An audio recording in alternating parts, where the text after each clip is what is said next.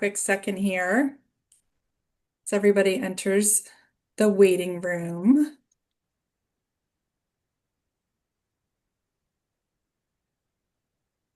Okay. Just for time wise, we'll go ahead and get started. As a reminder, we are recording this. So if you want to share these with some colleagues or they're unable to make the call today, I'm going to send this out to everybody so you can forward it along to your team if needed. So again, good afternoon. I want to thank everybody for joining us today. For those of you who don't know me, I'm Kelly O'Neill with AOPA. I'm the Assistant Director of Meetings and Exhibitions for AOPA. I work closely with a lot of you throughout the year leading up to the show in regards to exhibits and sponsorship opportunities. Before we get started with today's presentation, I did first want to briefly kind of go over 4 key exhibitor engagement opportunities. There are ones that we've had in the past, but a few of them are just kind of different this year, and just wanted to make sure you guys were aware of it. You've probably seen them in some exhibitor newsletters that did go out to everybody so far. But again, real quick, just 4 exhibitor engagement opportunities.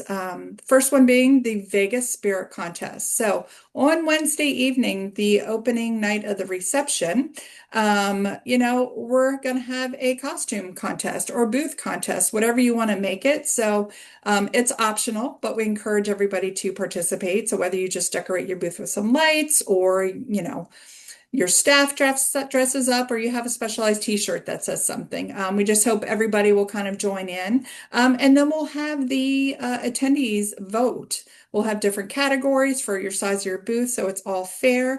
And we'll have the attendees vote to see who has the most Vegas spirit. Next, we are going to continue. We're going to have our second annual Best in Show. Hopefully you guys are familiar with this. We kicked it off last year for the first time, so we decided to hold it again. Again, this will be if you have a new product that you're launching at the show, you can sign up to be a part of this showcase. And again, we will have attendees going around to vote on what the best show is, best in show for these products that you've submitted. Thirdly is our AOPA Jackpot Scratch Off giveaway. This is very similar for those that have been around a while. Whenever we were in Vegas in the past, we kind of had a giant slot machine where you, the exhibitors, could participate. You would sign up for a select category and you would provide a number of prizes. Then basically on the giant slot machine, the attendee would pull the slot machine, and if 3 in a row matched a certain category and your company provided prizes in that category, they would then be directed to go to your booth to receive a prize. So we're kind of doing that same type of idea, but just changing it up a little bit. So instead of the giant slot machine, every attendee will receive a scratch off giveaway card. Those will be given out as attendees leave the general session each morning. So participation is free. It's just basically whatever prize you want to participate in. And lastly, the 2026 Digital OMP Showcase. I think we're on our 5th or 6th year of doing this. So especially all you 3D companies out there, we hope that you will participate. Again, participation is free. As long as you are 2026 exhibitors, and attendees do receive CE credits. So more information on all 4 of these engagement opportunities can be found under your quick links in your exhibit portal. So if you want to learn a little bit more about each of these, head to your exhibit portal or just send me an email, and I'll be happy to answer any questions you have. So from now, I'm going to stop sharing my screen, and I'm going to go ahead and introduce David Saef with FREEMAN, and he is going to kick us off for our webinar for today. Welcome, David. Thank you. I appreciate that. And I'm very excited to join you. For those of you who were exhibiting last year, I also did a webinar last year. And so I'm very excited about that. And very excited just to give you a perspective. By the way, as you know, FREEMAN is the contractor, the general contractor to help you plan and order services. I am not here to talk about ordering services, although Kelly and I are going to touch on this later in the call. I'm here to provide insights, strategies, and tools to optimize your success. Now, Before we go into this, and I did have chat up, but I just switched into the sharing screen. So I'm going to ask Kelly and Joy to monitor the chat for me. I'm going to ask for a couple of favors from you because I do want you to participate. So I'm going to start with my first question, which is, if you have exhibited at National Assembly, could each of you just go in and just shoot out the number of years you've participated in the National Assembly? All right, I'm going to start into this, and then Kelly, I'd love to just get in a ballpark from you because I can't quite see chat when I do this. Just kind of what the average number of years is of the people on this call, and then I'm going to have my second question. There could be three participating questions, and I wish I had like a casino card like Kelly just talked through. Oh, hang on a second, I can see chat now. Hang on, I'm going to move that over so I can see it over here. Awesome. So I see, gosh, we got number of years. Perfect. All right. Would love for other people to weigh in with the number of years you've participated. I'll tee up the next question actually in the chat. But here's what I want to do. I want to provide insights on who comes and what attendees are seeking. I want to provide you with strategies to drive traffic and convert leads, to have meaningful engagement with people, and then to increase visibility and meaningful interactions. Kelly and I, as we prepared for this, we talked about AI. And so I'm going to show you some work that I did on AI for an exhibitor at the show. And I'm going to show you my raw work because I know AI is a hot topic. We get this question a lot, like, how can I use AI? And so I just decided, listen, I'm just going to go in. I picked out an exhibitor at random and I ask a bunch of questions and I'm going to show you what it showed me. I'm also going to show you some of the hiccups in going through this. The whole goal here is to give you a better sense of what you can do to make your life easier with AI. And by the way, I'll also share the tool I use, which you're probably going to get a slightly different answer from some of the other tools. But the goal is not just to help you prepare, but to make it easier for you to plan and then to be able to go and be successful at the show. So um, first, just the primary driver for people. Last year, hang on a second. I believe, hang on. I'm going to do a quick pause here because I'm now realizing that this slide is different from what it should be. Hang on 2 seconds here as I go through this. So the number one reason is not CE credits. I don't know how that slipped in there, but I'm going to get that right back on track for you in just a moment here. The number one reason is the exhibit hall. Is for people to see and to engage with your products at the exhibit hall.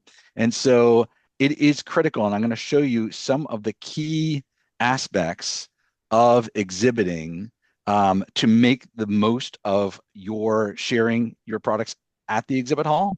So let me just go right. I apologize for that. And we're going to go right into it in just 2 seconds here. All right. Let me get this right back on. Yeah, you know what? I'm going to roll with it. So here we go. I'm going to share again. The exhibit hall is the number one reason. The number two reason is to get CE credits for attending the show. This is going to skip to the next slide because this, for some reason, I had a glitch in my computer. But the number one reason has been actually, and this is from last year, the 25% was exhibit hall, 24% was CE credits. This is from last year, so I apologize. I don't know how that hiccup happened. But the reason why I mentioned the exhibit hall is so important is that what people really want to see in the exhibit hall, and you guys can hopefully see this. So what people really want to understand is new products, and they want to understand it in a more meaningful and engaging way than they've done in the past. So it is critical for everyone who is an exhibitor here, and I know you all are, that you are thinking about who you are trying to engage with and what you are trying to convey. And part of my goal in talking through your approach is to really understand what we call now gen audiences. So now we're on the slide that you can see. And now gens, these are the folks that they're 22 to 44 years old. For those of you on the call, they're either millennials or Gen Z. You are digital natives, meaning growing up. This is for the now gens and for the millennials and Gen Z, folks who grew up in an online, digitally aware, and forward environment. What does that mean for you as an exhibitor? It really means that for those of you who have not done your online profile or your listing, if you haven't thought about what your new products are, I'm going to just encourage you, take time on this call. This is where I don't mind if you use your time to really think through what it is that you're trying to promote, What are the new capabilities and the new products that you have to share? And how can you make sure that your audiences are aware of the opportunity for them to engage with you? So I just want to underscore that digital and native aspect. They'll be using the app to do research.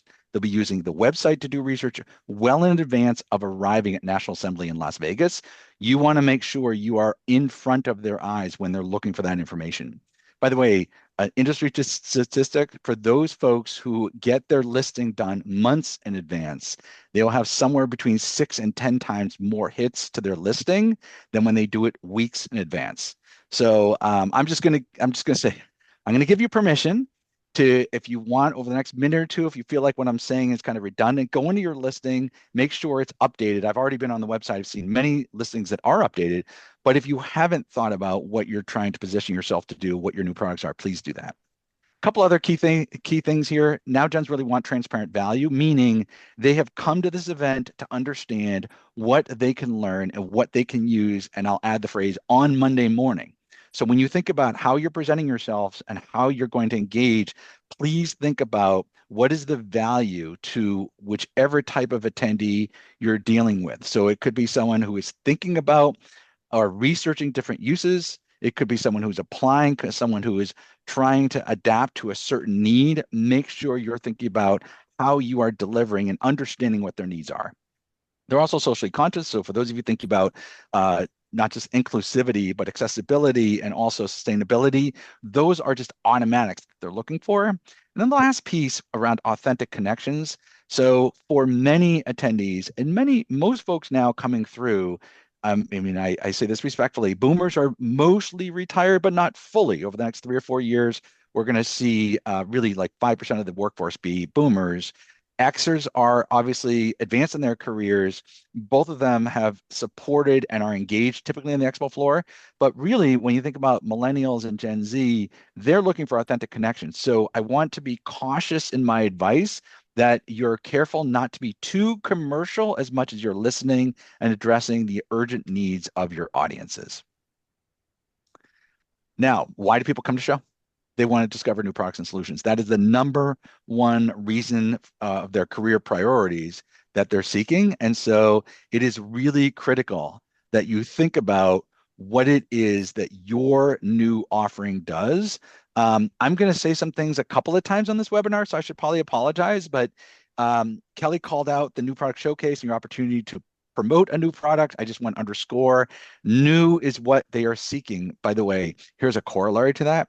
For the products that you've been offering, you're coming to the show year after year after year. If you have a product manager who really wants that in the booth, be careful with your placement in your booth, because the attendees, while they might appreciate what you have had on offer, they're all going to seek new. Please bear that in mind. And again, listing new product showcase. They're also looking for training and technical competency in their professional careers. This is across all trade shows. This is part of our Freeman Trends research. I want to come back to this topic because what I'm going to be walking through, and this is based on research we've done in the last year, what they want from a booth interaction isn't just to know what it is, but also how they can apply the knowledge or the advantages of your product. Um, Second thing from our research across different events and shows, they really want to see samples and hands-on demonstrations. This is another big theme, more on the hands-on than on the samples, because not everybody has a sample, but they want demonstrations, which are a little more passive than active. They absolutely want hands-on interactivity. By the way, I saw the tenure of many people through my chat, and I love that. Some of you have a couple of years experience, many more than a couple of years of experience. I also saw Kelly's note, and I would encourage you, if you have a question, by all means, take yourself off mute, ask me your question. But here's what I'm going to ask of all of you on this call, and it's going in chat right now.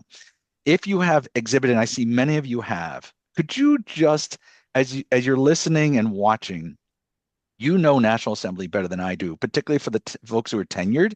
I would welcome and I would urge you to drop in your tips and tricks. I know there may be something you may say like it's proprietary or whatever, but I think it's an opportunity for us to just share things at work or just a piece of advice. I still have my third question coming, but would encourage you to use chat to drop in tips and tricks because the power of this entire medium of live is really enabling the attendees to see the breadth of what's on show and the depth of what they can learn by engaging with attendees on site. You're going to see the vendor swag and giveaways at 35%, also important and influences people. Printed product, by the way, printed materials. Don't bring a lot of it. It's not sustainable. But we find actually with Gen Z, they want more printed materials because they can recall it and take it away. There is a high degree usually of waste. So I want to be very careful. Don't bring 18 brochures, but maybe one or two one-page handouts is perfectly fine for people to see. Why is it so important to do hands-on demonstrations? Because attendees say it's easier for them to advocate for a product or service. It's easier to determine if it's a good fit for their organization. For some folks, they may be users of your product or solution as opposed to be buyers. But it's really important now for people to spend more time interacting, seeing your offerings, being able to use those offerings. This is very different from the way things have been in the last 10 or 15, well, more than that, probably 20, 25 years. Having a hands-on experience is critical. And part of it is because Gen Zs and millennials, and I know I'm generalizing here, but generally, if they can see it on YouTube, they've already seen it. They didn't come to the event to see something they could have acquired through the online your online videos. So please think about the unique interactivity, the unique facets of what your offers are in how you are presenting your service. The other piece I want you to think about is this shift. So for a long time, events, conferences, meetings, and assemblies have been staffed at the solution center on the expo floor by salespeople. I want to underscore the criticality of subject matter experts. Could be somebody in R&D, could be somebody in project management, could be somebody with online help, but it is somebody who has a deep knowledge either of what you do, how you do it, or how you support it. This is the big shift. People want to ask questions from people with not just a familiarity, but an expertise in how to make the service that you're offering work better for them. So please think about, and I guess here's what I'm not saying. Don't disinvite sales, but make sure you're bringing a subject matter expert. Also, for sales, I would say if you have representatives, make sure they understand they are on from 6 in the morning till 10 at night. They're on booth duty every single hour, and they should be at the facility from the first part of the day, going to relevant sessions when they can, interacting at the bars at the hotels in the evening. If they are constrained or feeling that they need to take other meetings or phone calls, I would politely disinvite them and say that I understand that you have a lot of conflicts and priorities. I don't want to be another demand on your time. So I would give you the show off. Everything in a booth can work, but if the people don't work it, you will not hit your goals and succeed. So think of it as I heard this guy gave a speech and he said, listen, I think we better give you your time back than to have someone come, not spend much time in your booth and do a disservice because they don't understand your product. So how we're going to target and engage audiences. First, and this is going to be a little bit of mom and pop for those of you who have been in this business and you've been to meetings and assemblies before, but I really want you to consider your AOPA goals for 2026. And those goals should really be objective, quantifiable, and actionable. Now, I get a lot of questions. What does actionable mean? The way we define actionable is some action that can be taken within 10 to 12 weeks of the end of the assembly. It could be a phone call, it could be a meeting, it could be a purchase, it could be sending out a piece of collateral, but it is something that is an action that can be tracked and measured. Ideally, it's closing a business or expanding a relationship or talking about ongoing service, but it is an action. It's quantifiable because you have a number of leads. And I will show you, by the way, how I used AI to determine leads for a random 10 by 10 or a small booth. and just make sure they're objective, that they are clearly understandable by your senior leadership all the way through any of your immediate stakeholders and salespeople. Um, I want to share with you a practice that I use when I prepare for any kind of live event. This is, I'll call this a little old school because I did it before. I still do it now, but I use AI to frame it, and I'll explain what I mean by that in a minute. So first, if you don't use AI or you choose not to use AI, my recommendation is you go to a quiet place where you can do your best thinking and write a 2 to 3 paragraph quote. And in that quote, you will include the following things. Who is your target audience? Very briefly, but really, how would they describe their experience with your brand? Put it in the voice of your target attendee, the person you want to speak with, and then put it in that first person voice, meaning I received a phone call and they invited me to come to the booth and they said that they wanted to meet with me and we talked about a date and then I came to the event and at assembly I saw them at one of the breakfast times or coffee times and we chatted briefly about how we can have a deeper conversation. When I went up to the booth, I really enjoyed talking about whatever it is that you offer, talking about the different design techniques, use of CAD, AI, service. It was a really in-depth and valuable conversation. I'm going to share with you some metrics later about how I define success in that conversation. I saw them later, maybe at the bar, maybe on a walk, and then I felt like we broadened our relationship. So, in other words, I'm really writing what I want someone to say post-event. It's something that we do in my strategy and insights group. We interview attendees about their experience with exhibitors. And so we're looking for you to write that ideal quote of what a target lead of yours says and does, and how that works for you. I also want you to think about what you want the audience to remember about your interaction with them. What are the key 3 takeaways you want them to have? Maybe it's about a new product. Maybe it's about the expertise. Maybe about it's the way you're thinking about the design or the process or the communications. But what are the 3 things? And by the way, we're keeping it less than 4 because we're all human beings. It's really hard to remember more than 3 or 4 things. So I try to keep this really simple. Also, when training booth staff who usually have not had the time that you have had to think about and prepare, it's being able to talk through and reinforce what are the 3 things, could be 2, by the way, but 2 or 3 things you want people to remember. So that way they don't have to think about a complicated strategy and script. Okay. I want to help talk about AI for a second. And I don't know. And by the way, if you want to go into chat, I would love to know if you call yourself an Uber user, a casual user, a moderate user. It would be great if you're willing to self-identify. But I'm going to assume that some of us are Uber users and some of us are still kind of wondering how and where. Um, and for the purposes of the next couple of slides, I just want to say that I did use a platform called Claude, which is a enterprise platform available to Freeman. I have used Copilot. I have also used an AI tool called Perplexity. I know there's OpenAI. I know there's a variety of different tools. So Claude is the way I did this, but I wanted to show you because one of the things I hear from people a lot is like, what do you even say? And so you'll see on number 1 is literally, and I'm going to show you what I wrote. But my company, and it says I didn't even write it right. My company is attending a open national assembly. This is my first time. My company produces X. Our capabilities are Y. What is my best approach? By the way, the irony is, even with my mistakes, and this is why I wanted to be very transparent with you, it still understood it. Where where it says FU under 2, 3, 4, 5, and 6, that just means follow up. So just to make it easy. So it's going to give me an answer. I'm going to show you some of those answers. Then you say, oh, that's great. So what should we do in the booth to make it most impactful? Which sessions should we attend if you have a pass to go to which sessions? What would be a good way to stand out pre-show? So you can see like my language isn't that complicated. And for some of you, this is going to be intuitive. For some of you, it might be helpful. And I would encourage you to plagiarize all of this, except for the mistakes, the spelling and the editing.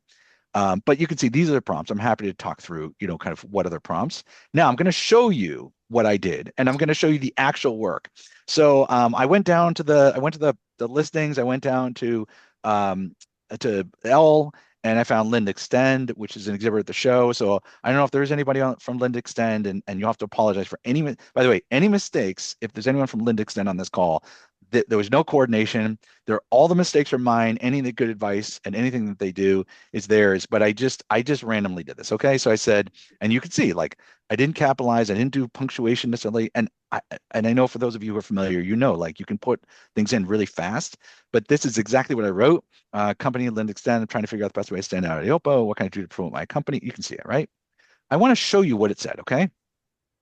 So first, it said, this is from Claude now, know your best fit audience at AOPA, O&P practitioners and processes at the independent clinics who prescribe and fit components, clinic owners and O&P business managers, rehabilitation physicians, physiatrists, and then distributors and GPO partners. So this is like, it's teeing up where I should target, okay? By the way, if you're from Linux, then you probably may tell me some of this is inaccurate, and we'll talk about that too. I then, I said, hey, what should I do to go? Now, I'm showing you both the answer and a mistake in the answer. So pre-show, complete your online exhibitor profile fully. By the way, I think I've said that, like, I don't know, 3 times already. So again, like, do it, please, today. And you can see it gives advice. It talks about the founding. It talks about Christopher Lind. So there's some dynamics, where it's advising you what to say. Then it says reach out before you arrive, and it says look through the attendee exhibitor list when it's published. Okay, so Kelly and I talked about this, and Kelly said, hey, by the way, we don't provide a pre-show attendee list.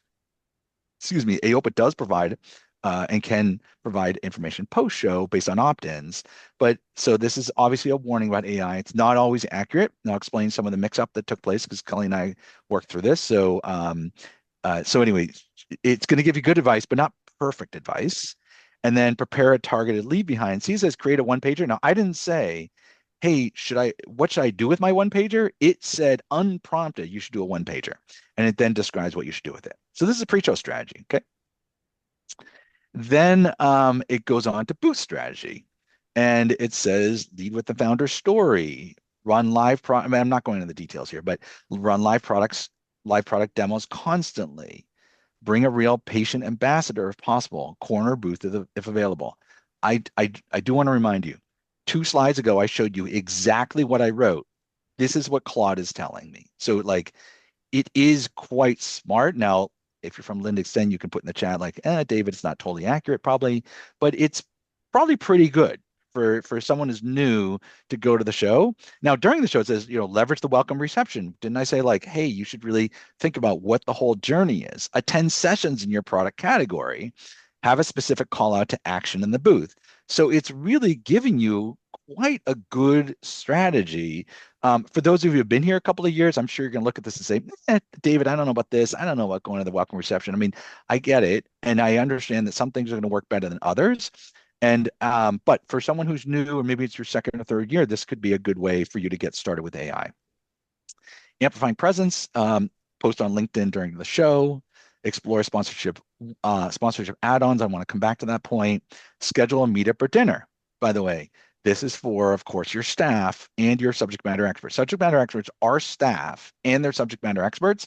So for your R&D person, your service person, please, they need to know like they're working the whole show, not the whole assembly, not just the expertise part of it. And then there are various differentiators.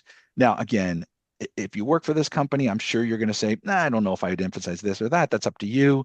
And if you're a competitor, by the way, you can certainly ask about some of your competition. What do you think they're going to position themselves as? But there's one key piece of this slide that I'm going to tell you, and I'm going to say, like, this is the most important piece of this entire presentation. And I'm going to put it in chat. And because if this is not true, it must be going forward. If you're going to go to National Assembly, you need to make sure that you are in an intimate first name basis with Kelly O'Neill. Why? And I know, by the way, Kelly's not giving me any kind of casino card or anything else to say this. The reason why, and I'll just make it generic. Kelly is the point person for this assembly. And if you're not familiar with Kelly, the reason why this is important is because Kelly and Joy and the whole team, and you can say Joy needs to be your best friend too, they are intimately involved with the planning of the National Assembly. They're intimately involved with all the offerings. In fact, when I was going through this with Kelly, she's like, when I show you the next slide, she said to me, by the way, David, what AI said is not totally accurate, and I'll explain that in a minute. But if you're thinking about a sponsorship, if you're thinking about a boost strategy, if you're wondering if you could do this, or maybe you need to address some of the rules, Kelly's the first person you should be calling. And you should be kind of building a relationship now and not later, because Kelly can give you feedback with joy about what works. They can give you feedback of what you might want to reconsider. I've had conversations with event organizers where they'll say, what you're really trying to do is get some VIPs. Like I had this advice. Someone said to me, I wanted to send over a wrapped van to Las Vegas McCarran Airport and take it to Mandalay Bay, which is the site of the event that I was running. And they said, it's because I had VIPs.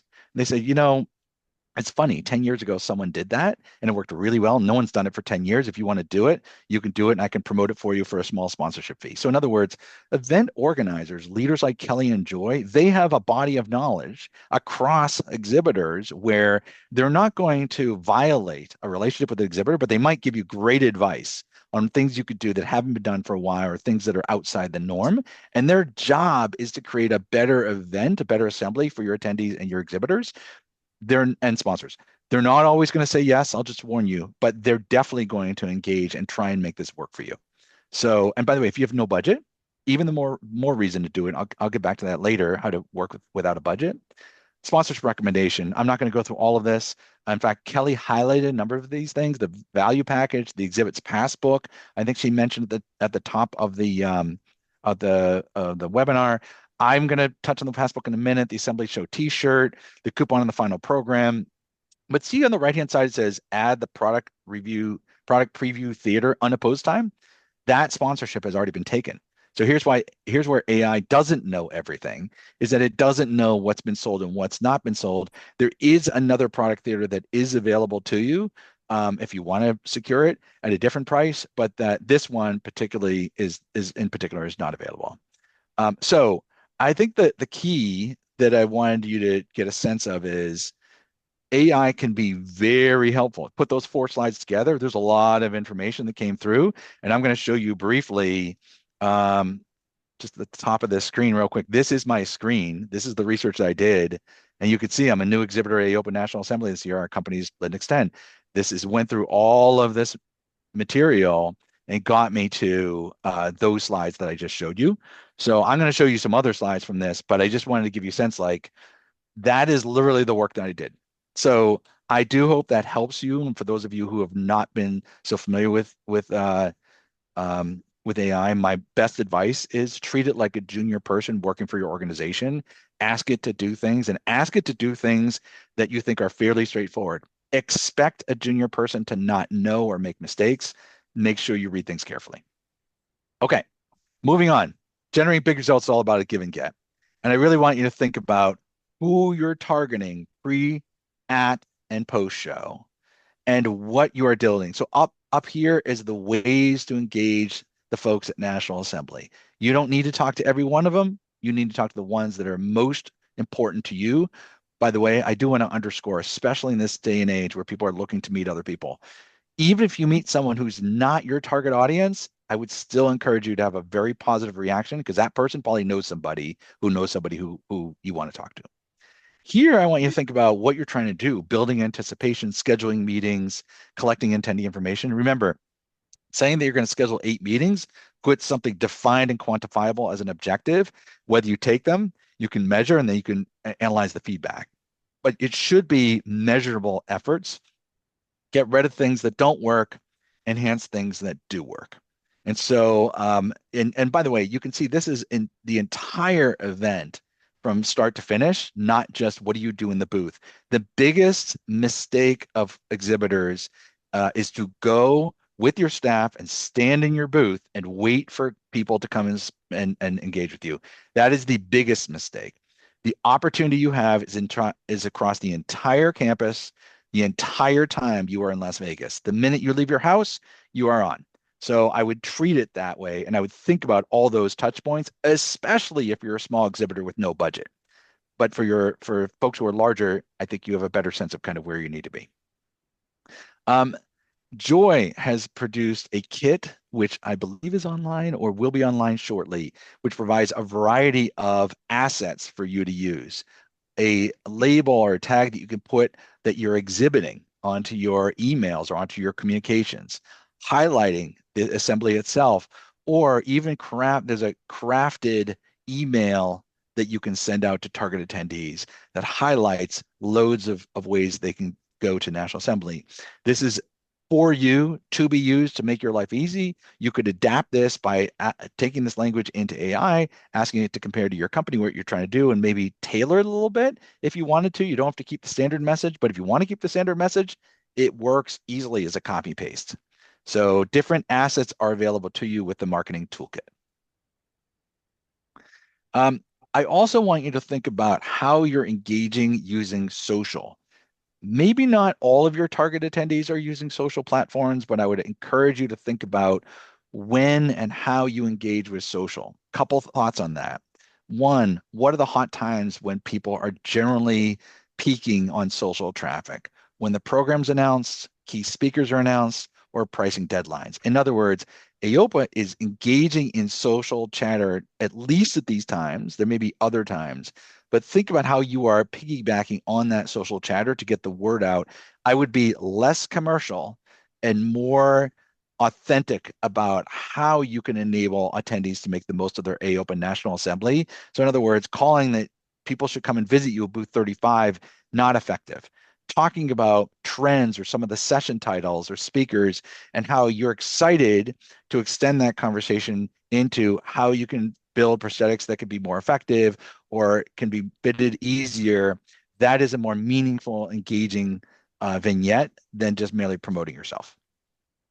For those of you on very limited budgets, I'm going to suggest an idea that I've suggested in many other conferences called the unofficial guide. If you've gone to National Assembly at least a year or two, usually 2 to 3 years, um, and the sorry, if you've gone at least a year or 2 to 3 years, you will notice there's a rhythm to National Assembly. There's a rhythm at how people convene. There's a rhythm at how they navigate between the hotel and the sessions and the sessions in the exhibit hall. You'll also know when people have downtime, where they might go, some of the popular places. You can choose to add on additional recommendations, restaurants, theater recommendations, even casinos or some places to go. And so I encourage you to write the unofficial guide on how they can navigate this event. Any person who's going to write this is going to have a different view. I do encourage you to share this with Kelly and Joy so they have a sense of it. They might choose to promote it. They might not. They might say, listen, that's kind of unofficial. So we're not going to necessarily back it, but they might. I mean, I've seen conferences say, listen, what you're doing is just different. It's additional promotional and ways to promotion and ways to explain the conference, but it's a way for you to be genuinely useful to the people attending National Assembly and associate that usefulness with your company. Which brings me to my third question. What is your, I'm writing this down as I'm talking, favorite Las Vegas off-strip restaurant? So for those of you who have gone to Las Vegas, and I am going to add mine just to get us going here, okay? So you're going to have to look at chat. Now, here's my warning to you. For those of you who are seeing what I put in chat, if you want to book that restaurant, if you can't do it right now, make sure you make a note in June. That restaurant books 2 to 3 months in advance, and when there are different shows in town, it will book up. It is considered uh, for I guess I can say the cuisine. It's the best Thai restaurant west of the Mississippi River. Books up well in advance, has an excellent wine list. It is off strip. It is a very, in my opinion, reasonable budget, especially compared to the strip. I will leave it to others to add to this list. I would recommend that you do share with one another because the chances of everybody going to the same restaurant at the same time is quite low. Okay, moving on. Uh, Sponsorships. There are variety. There is a link, and I can work with Kelly to send you that link post event. The Assembly Show T-shirt. You can buy it, or you can buy it as part of package one with the passports book. This is a way to get notoriety and get awareness around the National Assembly. The exhibit's pass book is a different opportunity for people to have visitors come to your booth and to engage with you. The first 100 attendees get a little Starbucks gift card. Again, it can be purchased or it can be done in combination with the Assembly Show t-shirt. One other thing that I forgot to mention, because it was on the original slide, 27% of people who go to National Assembly are first timers. So let me say that one more time. I'm going to put it in chat because I think this is a really important piece uh, of attendees, first timers. 27% are first timers. What does that mean? If you've been at National Assembly for the last 10 years, 15 years, or 30 years, those people do not know who you are. You have an opportunity to define their experience in the minute they walk in and they see who you are, or the minute they get into communication from you. Please bear this in mind. Sometimes we take it for granted that everybody knows us, but if they're first timers to this event, they might know you, but they might not. So really think about that experience. Um, I want to give you some food for thought in terms of attendee activations and experiences. Most of these are affordable. If they aren't, I'll call it out, but it's just one spotter campaign. This is done by Iatric. This is a slap wrist experience. They mentioned kind of getting slap happy. It's visible. It's a little bit like the t-shirt, but it's a colored wristband and it allows people to, oh, by the way, Esther's Kitchen is awesome. It's in downtown Vegas. So that's a great call out. That's in the chat for those of you who are wondering, like, why do you say Esther's Kitchen? It's in the chat. Iatric, Slap Happy wristband. It's a spotter campaign. It raises awareness. Number two, the attendee designed booth. So you see on the back wall, there's a different kind of a picture there, and on the table, attendees are participating. Very big with millennials and Gen Z. You could do this as literally kind of help me make my booth, or it could be a wall where people share their challenges, they share their needs, they share the most cutting edge innovation of what's going on in the space. But people, especially now Gens, millennials and Gen Z, love to share and they love this kind of experiential activity. Number three, architecting your product display. Don't just make it a standard shelf.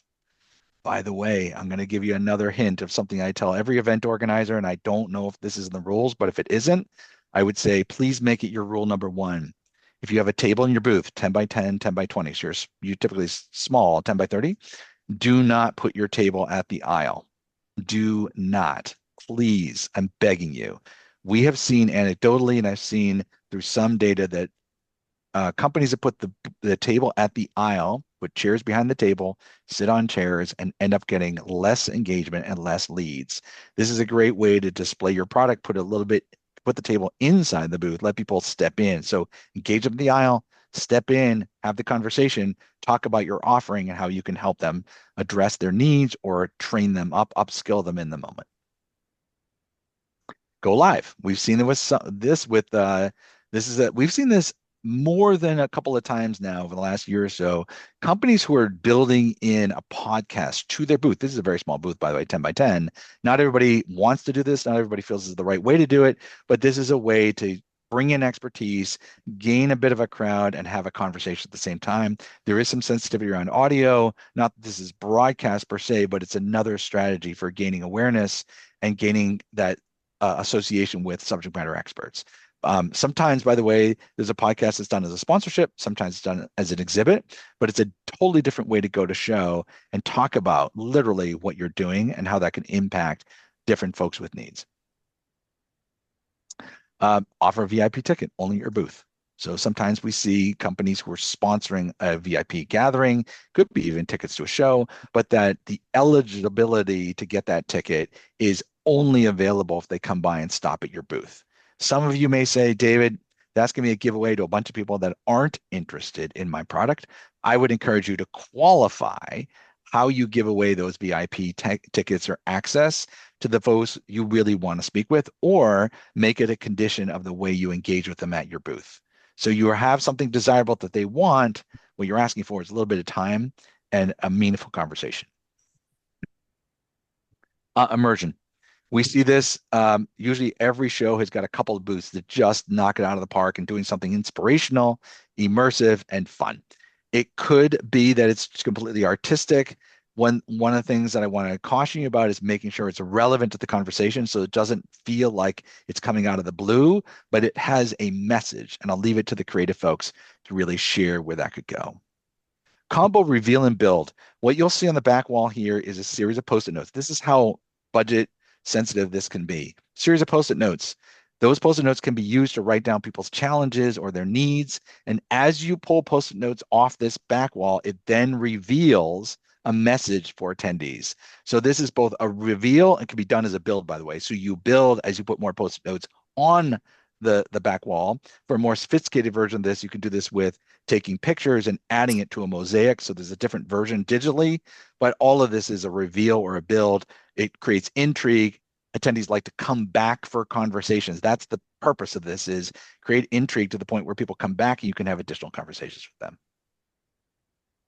Augmented reality. So people have heard of virtual reality. You've seen it with Meta and some other companies. I'm gonna promote more of the augmented reality. This is more of the QR code enabled conversations. This technology allows you to see products virtually, including products in development that attendees can manipulate with the finger on their phone. So I'm happy to have a sidebar about this, but the one thing about this technology is nearly everyone has a phone with a camera. Nearly everyone is familiar with QR codes, maybe the only silver lining of acute COVID, but this is an enabling you to promote or showcase a capability even before it goes to market, or a capability of some kind of product or process that you cannot bring to National Assembly. So it's thinking about what's the best way to use your audience to do that. Branded collectible. We don't see it that often, but we do see it mainly more at healthcare meetings than any other meeting. This happened to be a road race, is the example I'm using. But American Heart Association, their European counterpart, has a pin. It's a collectible every year. It is available to one exhibitor. It takes a couple of years to build a tradition around this, but once you do, you almost have a guaranteed return rate because people want to get the collectible. It doesn't have to be fancy.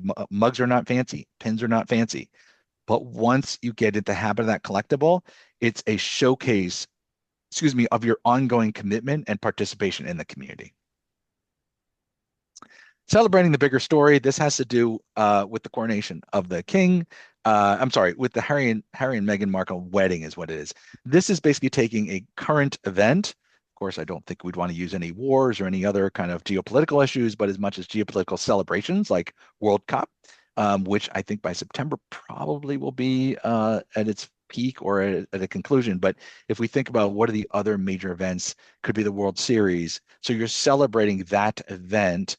You want to think about how it fits with your audience and then how you can position yourself to have an engagement around that particular news story. So that hopefully you've got some inspiration from those ideas. And I'm going to keep going quickly here and this slide is not going to work because it's not in presentation mode. Let me just go over here. I think this will be easier for you to see when I do it. Okay. All right. Hopefully you can all see that. This is the criteria I use to evaluate booth effectiveness. There are 7 criteria. I'm going to go through 6 briefly with you. One is around signage. It's what we call 110 and 1. 100 feet away in the hall, can I see that you are at the hall? Now, for 10 by 10, 10 by 20, 10 by 30, so small booths, you cannot do that because you can't do a hanging sign. But if you are a small booth, and I'm going to point to the 10 foot, this is going to sound absurd when I make this point, but I'm just going to underscore it. That your booth, your back wall, if you have a reception desk, if you have a demo area, it is amazing to me the number of companies that just don't simply put their brand on it. How do I know I'm in your booth if I can't confirm that you are you? For those of you in 10 by 10, by the way, your back wall, you have exactly 2.5 seconds to make an impression. Don't put lots of stuff on it. Make it really simple. Make it clear what you sell and why it matters. And I'm happy to have a follow-up on that because I can't tell you the number of back walls where it's a blur or staff stands so many people in front of it, I go right around you. 1 foot also, like if I'm looking right at your demo station or at your desk, I should know that it's your company. So just keep in mind the importance of branding. Otherwise, I lose sight of it. Make sure your entry is accessible and welcoming.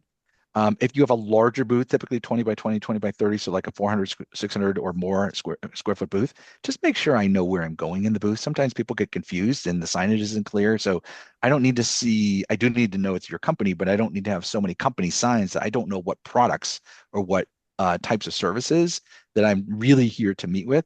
So just think about kind of what's that directional.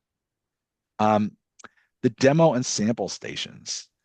if you have that, make sure it's inviting and uncluttered. Sometimes we see booths that are just cluttered and I can't make sense of what you're trying to achieve. Make sure the demo is easily accessible and it has either immediate takeaways for me or maybe there's a one pager. Messaging, sometimes we see printed or digital media doing messaging at a trade show. Messaging at a trade show or at a conference or at a meeting is very different. Larger fonts, easier script to read, needs to be suitable to consume feet or even longer away. So it's not the same as an online website. Please bear that in mind. And then number six is probably the most important. What does it do for me? How does it help me learn or be inspired? How does it reinforce our desire to do business together? Those are the top six. Um, if you uh, if you're giving something out, maybe not candy. If you're going to give out a mint, fine. Everything else that you give, you must get something for it. You must. I know it sounds like I'm being kind of dictatorial here, but there's no point in giving something away if you're not going to gain some intelligence from it. I would also encourage you, by the way, there are going to be people who come to your booth that aren't qualified. They're not really your target audience. Make sure you always have kind of a self-guided experience at your booth that they can get through. So keep that in mind to satisfy everyone. I'm not going to go through all of this, but I just want to highlight your number one element is number seven on my list, your staff. So one, do you have a clear training? Is it led through a senior executive? Look at the blue stuff though, most important. Is your booth staff visible and accessible? All you need is something that is visible. I was in Lululemon 2 days ago. Staff had a red fanny pack that was strapped around their kind of upper chest, and everyone had that red fanny pack. I knew that was Lululemon staff, even though they were all wearing different Lululemon clothes. You don't have to have a dress code, but you do need to have an easily identifiable element. Sometimes kind of a scarf or a pocket square, too subtle. Make sure it's very visible. Make sure, even at a 10 by 10, very clear who is staffing. Are there the subject matter experts and the one-on-one helpers? Do you work together? Are you collecting leads? Not everybody needs leads, and I'll talk about that in a minute, but make sure you're doing that. Two metrics. You should have one staffer every 50 square feet. That means for every 10 by 10, there should be at least two staffers. However, at peak times, you should be having an extra staffer. Peak times typically 10 a.m. to 2 p.m. So you need three people in a 10 by 10 booth.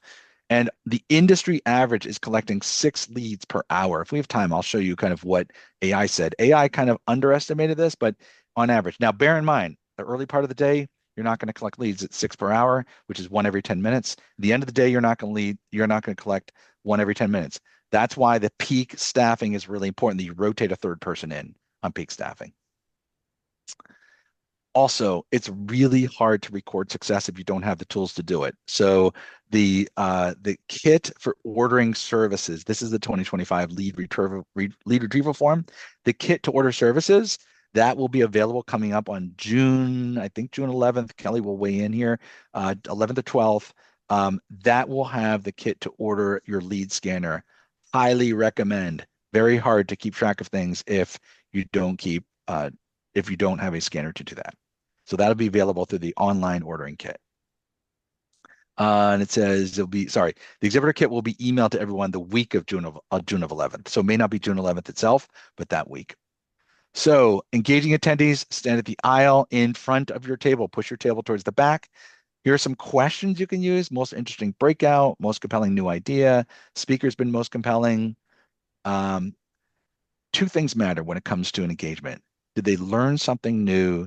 And as a result of being with you, are they more likely to buy, work with, or consider buying from you? Those are the two things that we ask attendees when they walk away from a booth when we do intercept surveys.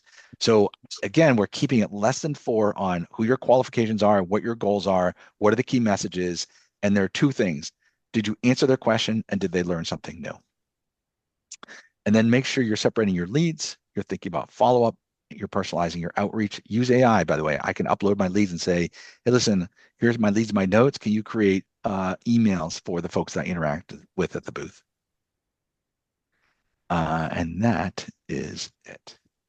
So let me take it off share for a minute. Okay. Are there any questions that I can answer for folks? Yeah, David, I have a question for you. You didn't, let me just ask it as this. Any input or thoughts on video presentations in the booth, like a looping video presentation? It's okay for passive consumption of information. I would be careful between if you're let's say you're using it as a way to kind of keep people engaged because you have two or three staffers during a peak. I think that's okay.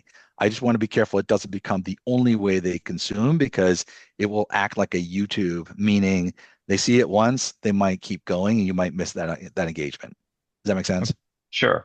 And any idea how long a cycle would be on that's I mean, I would probably keep it no longer than 30 seconds. You have 2.5 seconds to make an impression. You could, depending upon what you're showcasing, you could go up to a minute and a half or 2 minutes. If you have multiple products to showcase, I just be careful because if you get it up to 2 minutes, they're starting to think that they've consumed it versus they've gotten a kind of a amuse bouche, like a appetizer, and you want to engage them before they walk away from the meal.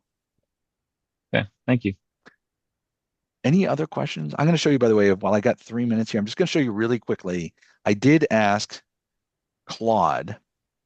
Hopefully you can see this. Um, I said I'm a 10 by 10 booth of the assembly. How many leads can I expect to collect? I just want to give you a sense of what Claude did. It asked me how many total attendees. I've seen estimates, but not sure. So like I kind of put myself in your shoes.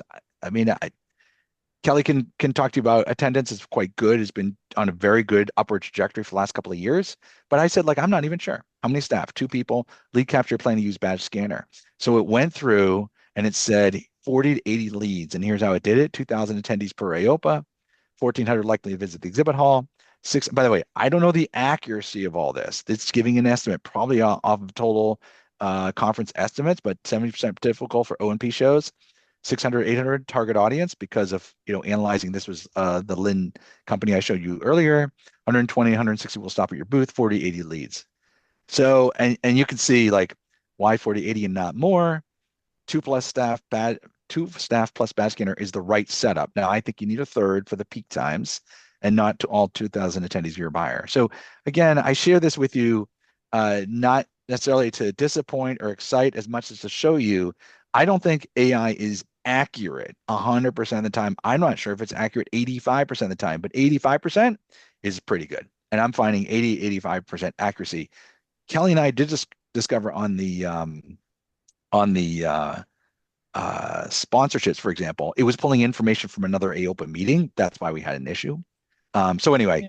use it to get information and to get a start. Call Kelly and Joy for information. And then finally, for humanitarian efforts for nonprofits, it depends on the way you're thinking about humanitarian efforts. You're thinking about like a community organized activity in your booth. People love that, especially millennials and Gen Z. So in the moment, yes.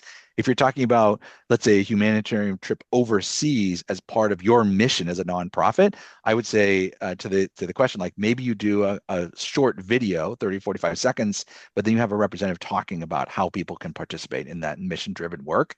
And if you're looking for mission-driven nonprofits in Las Vegas, Kelly can help you. I can help you. Freeman has a big office. We do a lot of charity work and we work with a lot of clients, including, by the way, you could be promoting either humanitarian efforts in Las Vegas or how you can talk to folks about how they can share their expertise with the rest of the world. So remember, millennials and Gen Z are outcome driven. How do they affect the world? I would be positioning yourself on how you can help them affect and create a better world. So I hope it's helped all of you, and I'm looking forward to how this goes for you. And please, if there's any ways that Kelly or Joy or I can help you be successful, I'm absolutely here to ensure your total success at National Assembly. Kelly, Joy, thank you very much, and I'm going to hand Yeah. it back to you. Yeah. Thank you so much, David. Thank you, everybody, for taking the time to join us today. Just a reminder, this is part one of a three-part education series. We have two others coming up, June 16th and then July 9th. That information has been sent in newsletter. Speaking of newsletter, you should get one day this week by the end of the week. It's going to include information of that marketing kick that David spoke of. As well, we have a new program kind of kicking off. It's an exhibitor ambassador program. So hopefully you all will be interested in that, and that is more information to come As always, you have my email address, you have my phone. I'm trying to talk. I don't want it to kick us off here, but thank you again. Look forward to seeing everybody soon. And again, reach out. Any questions? Appreciate all of you and have a great afternoon. Thank All right. you. Bye-bye. Take care, Thanks very everybody. much, David. Thank you, everyone. Pleasure.